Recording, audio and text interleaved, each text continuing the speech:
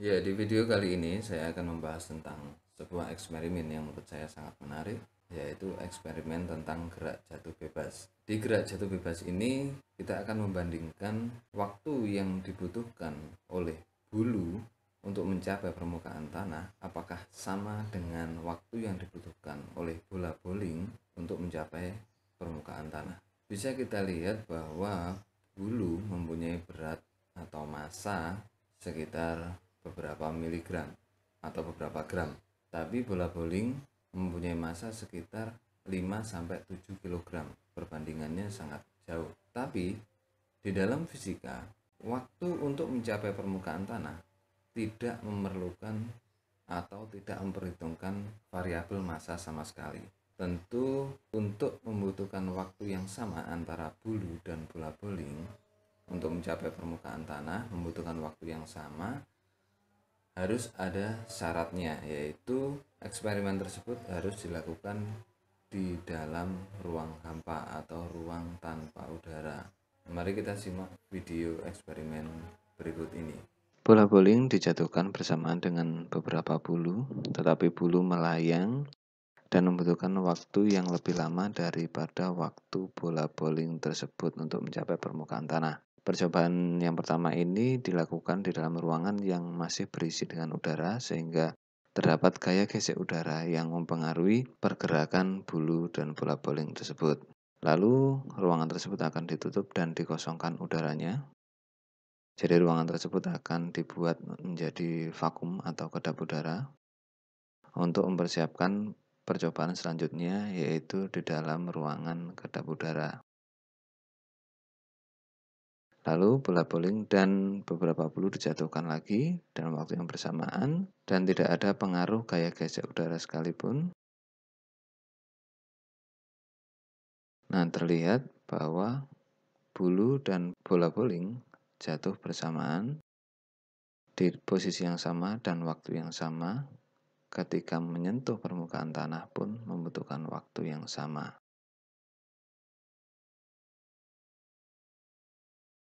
Ya, setelah melihat video tersebut, kita akan mencoba untuk menganalisa rumus-rumus yang terdapat di dalam gerak jatuh bebas. Sebuah benda yang dijatuhkan dari ketinggian tertentu, misalkan di sini adalah bola bowling, dari ketinggian tertentu, yaitu ketinggian H dari permukaan tanah, akan mempunyai kecepatan yaitu Vt sama dengan V0 ditambah dengan percepatan gravitasi dikali waktu. Dari persamaan ini, kita analisa adalah ketika benda atau bola bowling tersebut dijatuhkan dari ketinggian tertentu dengan kecepatan awal adalah V0 dan mempunyai percepatan gravitasi yang dihasilkan oleh bumi di waktu tertentu, yaitu di waktu T, akan menghasilkan kecepatan Vt atau kecepatan pada saat itu.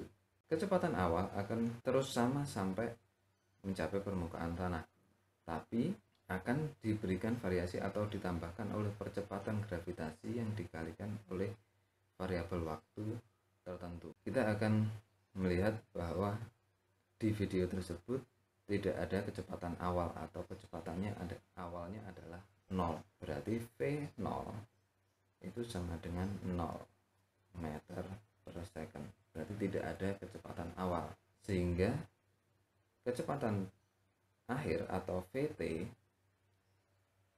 hanya sama dengan G dikali dengan T, karena V0 adalah 0. Untuk menghitung waktu dengan memasukkan variabel tinggi, kita akan mengintegralkan rumus tersebut. Maka Vt kita integralkan terhadap waktu. Di bagian kanan juga kita integralkan Gt terhadap waktu. Sebuah kecepatan kita integralkan terhadap waktu akan menjadi sebuah jarak, atau di sini adalah H atau ketinggian.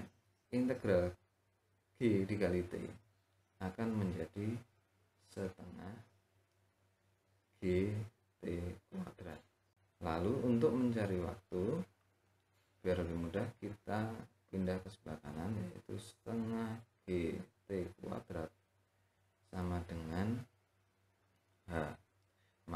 waktu yang dibutuhkan untuk mencapai permukaan tanah adalah T kuadrat sama dengan 2H G. T adalah sama dengan akar dari 2H per G. Sebenarnya untuk akar akan menghasilkan plus atau minus. Jadi bisa jadi plus akar 2H per G dan atau minus akar 2H per G. Tetapi waktu di sini tidak mungkin atau tidak masuk akal kalau dia bernilai minus. Berarti kita ambil nilai positifnya, yaitu T sama dengan akar 2H per G dengan satuan adalah detik atau second. Nah, dari sini kita simpulkan bahwa T yang dibutuhkan atau waktu yang dibutuhkan sebuah benda untuk mencapai permukaan tanah tidak ada atau tidak memperhitungkan massa dari benda tersebut. Di sini hanya variabel ketinggian dan percepatan. Kalau misalkan benda tersebut mempunyai kecepatan awal yang bukan 0 atau V0-nya adalah bukan 0, maka hanya akan memperhitungkan V0-nya. Nah, kita akan melanjutkan dengan V0-nya adalah bukan 0. Akan seperti apakah T tersebut? Vt sama dengan V0, kita tulis ulang, plus Gt jika V0 tidak sama dengan 0. Maka setelah kita integralkan Vt terhadap dt, maka kita integralkan juga, yaitu V0 plus Gt terhadap dt. Kita integralkan Vt menjadi H, kita integralkan V0 plus Gt menjadi V0t plus setengah Gt kuadrat.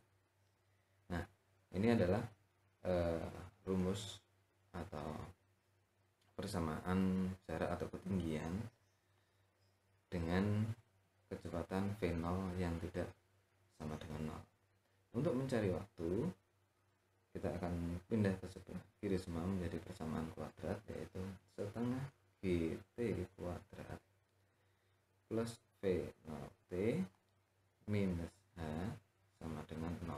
Ini menjadi sebuah persamaan kuadrat dengan kuadratnya adalah T, dengan variabel kuadratnya adalah T. Nah, dari sini kita tahu atau kita familiar dengan rumus berikut untuk mencari variabel kuadrat, yaitu T, yaitu di sini adalah T1 atau T2 sama dengan min V0 plus atau minus akar dari V0 kuadrat ditambah dengan 4 kali setengah G dikali H dibagi dengan 2 dikali setengah G. Lalu kita sederhanakan menjadi min V0 plus minus akar dari V0 kuadrat plus 2GH dibagi dengan G. Ini adalah waktu yang dibutuhkan oleh sebuah benda untuk mencapai permukaan tanah dengan memperhitungkan V0, yaitu V0 tidak sama dengan 0. Di sini ada dua kemungkinan, yaitu T1 yang kemungkinan plus atau T2 yang kemungkinan minus. Lalu kita ambil yang mana? Di dalam fisika kita harus memikirkan sebuah kemungkinan dan ketidakmungkinan. Karena T yang dibutuhkan adalah tidak mungkin mempunyai nilai minus, maka yang digunakan di sini adalah nilai plus. Karena kalau menggunakan nilai minus, maka di sini V0 adalah minus dan ditambahkan dengan minus akan menghasilkan nilai yang minus. Tapi untuk menghasilkan nilai plus, satu-satunya kemungkinan adalah di sini minus V0, maka ditambah dengan akar V0 kuadrat plus 2GA. Dengan syarat sini adalah akar dari V0 kuadrat plus 2GA lebih besar dari V0. Waktu yang dibutuhkan oleh benda untuk sampai ke permukaan tanah dan tidak dipengaruhi oleh massa sama sekali. Jadi bulu yang punya massa yang sangat ringan akan mempunyai waktu yang sama untuk mencapai permukaan tanah dengan bola bowling yang mempunyai massa yang berat sekitar 5-7 kg ternyata juga mempunyai waktu yang sama untuk sampai ke permukaan tanah. Ya, sekian video dari